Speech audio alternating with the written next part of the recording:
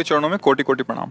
हे सदगुरुदेव भगवान, हम दोनों पति पत्नी भजन मार्ग में हैं और 6 महीने से आपका सत्संग सुन रहे हैं। प्रभु, इस शरीर से एक संतान पुत्री रूप में प्राप्त है। महाराज जी, कई बार लोग कहते हैं कि पुत्र का होना आवश्यक है, उसके बिना परम गति नहीं हो सकती। लेकिन हमें पुत्र का होना नहीं, संतान का होना। गृहस्थी में संतान को होना आवश्यक है, क्योंकि मान लो अगर वो पुत्री ना होती किसी के, तो तुम्हारी पत्नी कैसे बनती आके? तुमने किसी की पुत्री का पाणी ग्रहण किया तो तुम्हारी पुत्री हुई, किसी को पाणी ग्रहण कर दो। अब भगवान वो पुत्र रूप भेजते हैं या पुत्री रूप भेजते हैं, संतान भेजते हैं, ठीक। और जब संतान नहीं भेजते हैं तो हम जगत के बाप को संतान बना लेते हैं। बैठा लो गोपाल जी को, आओ तुम। वही प्रश्न है हमारे। हाँ, जगत के गोपाल जी, जगत के मालिक है ना, गोपाल जी को बैठा लाओ, क्योंकि कहते हो तुम जिस भाव से भजोगे मैं आ जाऊंगा। तो आओ तुम ही। जब पुत्र नहीं दिया, संतान नहीं दी और हम गृहस्थी में है तो हम तुम्हें पुत्र मानते हैं आज से और दुलार करते हैं। तो ये यथामाम प्रपद्यन्ते तास्तथैव भजाम्यहम्, भगवान के वचन है कि जो मुझे जैसे बसता है मैं उसको वैसे ही प्यार देता हूँ। तो जगत के पिता है यद्यपि, जब उन्हें पुत्र भाव से देखोगे तो वह बात बन गई। अब वो तुम्हारा भार संभाल लेंगे, पुत्र क्या संभाल पाएगा, जगत पिता संभाल लेंगे। महाराज जी कहते हैं कि अपराध बोध होता है कि हम इतने आदम है और उनको अपना पुत्र मानेंगे। नहीं, ये भाव में नहीं होता। जब हमारे भाव में आ गया कि हमारे पुत्र है तो अपराध बोध थोड़ी। जब सखा भाव हो जाता है थोड़ी तक अपराध हो गया। और अगर वो नहीं करते हैं तो दबका देते हैं सखाजन, जाकर नहीं आज से तुझे खेल से निकालते हैं हम। तेरे पास 2-4 लाख गौएं ज्यादा होंगी ना, तू बाबा का लाड़ला, कल से खेल में कन्हैया नहीं आएगा। तो जानते हो क्या करते हैं? कान पकड़ते हैं, अब गलती नहीं होगी, अब गलती नहीं। भाव का भगवान पोषण करते। ग्वारिया बाबा सिद्ध संत हुए हैं, उन्होंने प्रभु श्री कृष्ण को अपना यार माना, मित्र माना। अब बहुत समय हो गया, साक्षात्कार हुआ नहीं, भाव में रहते थे, बड़े महामहिम थे। अब जब कोई उनको माला ले दिखा दो, बंद करो, वो बड़ा निष्ठुर है, अपने पता नहीं क्या समझता है। इतना जब करो, इतना करो, सामने नहीं आता है, हमें नहीं भजन कर, मत करो भजन, धोखा है, मत करो, वो सुनता नहीं है। और निर्णय कर लिया नहीं करेंगे भजन। नहीं, अब देखो भजन का स्वरूप क्या उनके जागृत है। तू अपने को समझता है ना, नहीं करेंगे तेरा भजन, ये भजन नहीं हो रहा और क्या हो रहा है। बार बार भगवान से बातचीत, भगवान का चिंतन, नहीं बोलेंगे।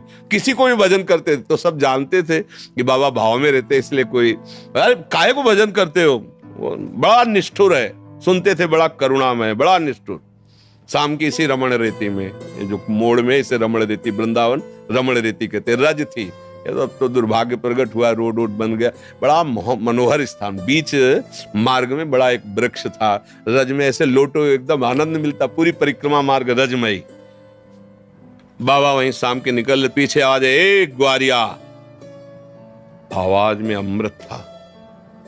मुड़ के देखा ऐसे, सांवरे सलोने सरकार, नौ किशोर अवस्था। भाग पड़े, ये तो मेरा यार है यार।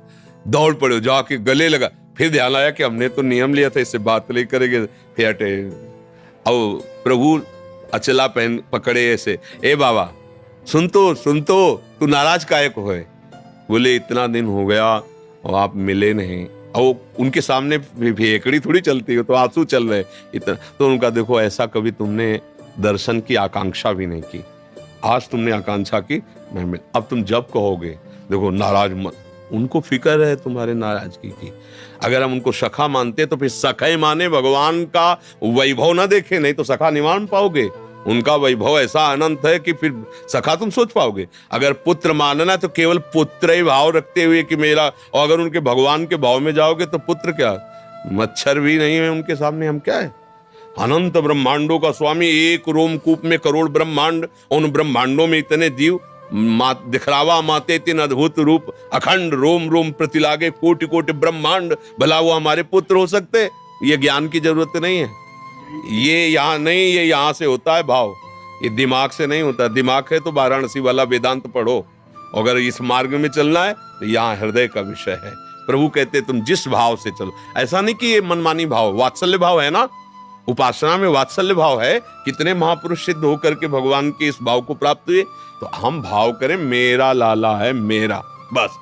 अपना लाला कलेक्टर हो तो उसे कलेक्टर की तरह थोड़ी बैठा रहेंगे, हमारा लाला है, हम अपनी तरह बैठ, सबके लिए भगवान है, लेकिन मेरे लिए गोपाल जी, मेरे लिए लाला है। अभी बात बन जाएगी, समझ में आई? महाराज जी कोटि कोटि प्रणाम। महाराज जी, हमने अपने घर के मंदिर में अपने माता पिता जी की छवि विराजमान करी हुई है, जो श्री जी के चरणों में चले गए हैं। कुछ लोग कहते हैं कि पितरों की छवि ठाकुर जी के साथ नहीं रखनी चाहिए, कृपया मार्गदर्शन करें। अगर आपकी भावना की हमारे ठाकुर जी हैं तो कोई परेशानी नहीं है। ठाकुर जी का रूप कैसा आपने मान लिया जैसा, सृष्टि कैसी आप जैसी देखो वैसी, समझ रहे ना भाई। एक पत्थर के टुकड़े में क्या है, कोई रूप है, कोई आकृति है, कोई उसमें। लेकिन हमको जब कि हमारी देवी जी हैं, हमारे भगवान, गांव में देखो ना अधिकतर जो है गांव के जो मंदिर हैं जिनमें पूजा वो सब ऐसे ही है और सारी कामनाएं पूर्ण होती क्योंकि उसमें भगवत भाव हो गया।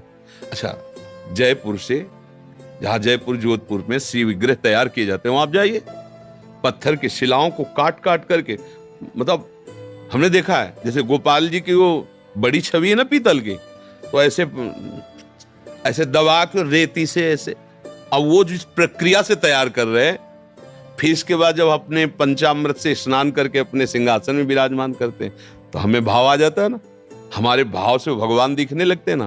तो जब हम पाषाण के विग्रह में भगवत भाव कर सकते हैं तो उस रूप में भी भगवत भाव, अगर भगवत भाव कर रहे हैं तो कहीं कोई परेशानी नहीं है।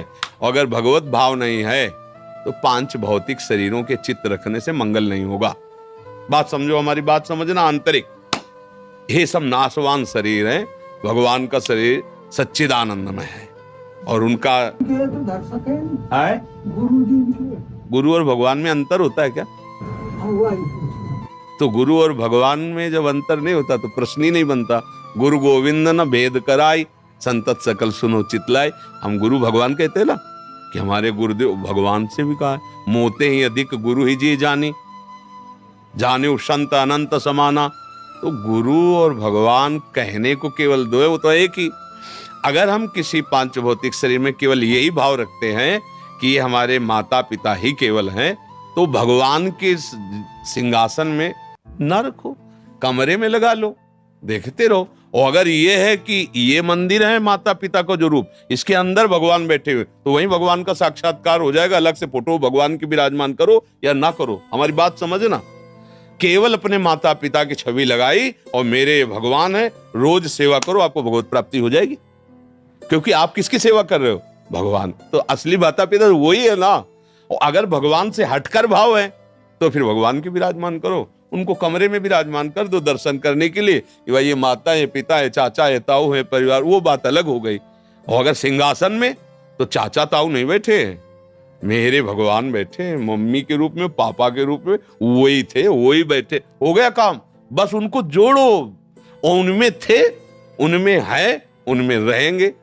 भाव करना है, भाव कर लिया तो पाषाण से भगवान प्रकट हो गए, खंबे से भगवान प्रकट हो गए, कुत्ते से भगवान प्रकट हो गए, भूत से भगवान प्रकट हो गए। तो माता पिता के चित्र से काहे नहीं प्रकट हो जाएंगे? काऊ सो कहा जहां प्रभु ना आई वहां है, प्रकट हो जाए। पर बात समझना, हमारी आंतरिक बात समझ पाए। किसका प्रश्न था, आप समझ पाए? बस ठीक।